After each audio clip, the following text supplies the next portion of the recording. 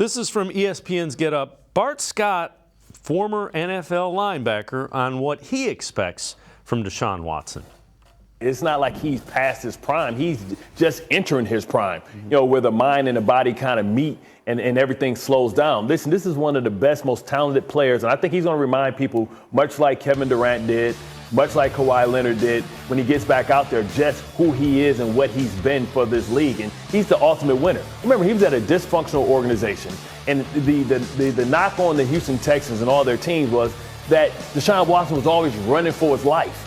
But now he's going to a top 5 offensive line, and the fact that he even has 3 seconds to have to process means that it's going to be better. Because you talk about his skill position, going out and getting Elijah Moore. Last year, everybody just doubled Amari Cooper, and he had to hold on and birth the baby. But now he's going to have an opportunity to be able to deliver the ball on time. He has the best running back in all of football, the best offensive line coach in all of football. So he's going to have guys running wide open because you're going to have to put 8 men in the box. And now I think the unspoken thing is nobody talks about the acquisition of Jim Schwartz. Everybody talks about Vic Fangio and how the Miami Dolphins are a live dog because of that. If they get the talent that they have on defense to play up to their expectations within that division, Cleveland is not only a live dog to win that division, they're a live dog to be a sneaky Super Bowl champ.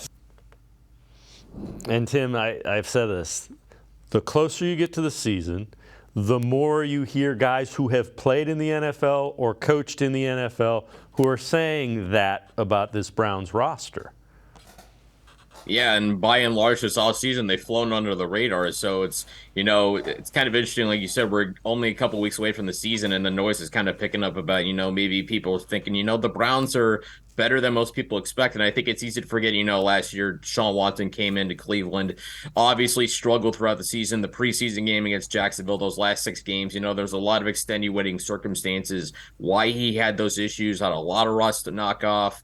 And, of course, we've talked about it 1,000 times, that defense they had last year, if it was anywhere close to what we expect this defense to be this year, that this should have been a 9-8 football team, not 7-10. The defense cost multiple games, and really the offense did its job when most people thought they weren't going to be very good. They're just trying to tread water, and sometimes it was the offense that had to carry the mail for them. So now with Deshaun Watson back, you assume the rust is gone or mostly knocked off. And if you look at that preseason game against Washington, he looked like Deshaun Watson. And, we didn't really get a chance to say that much last season, but he looked confident. He looked composed.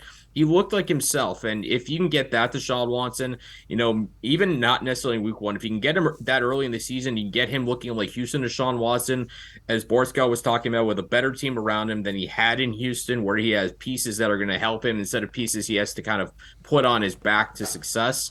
There's no reason to think this team, like you said, can't be a sneaky challenger in the AFC. It's just, people didn't really talk about it until now. We're getting close to the season. People are looking at what the Browns have done, and you see why this team is kind of poised to do something this season.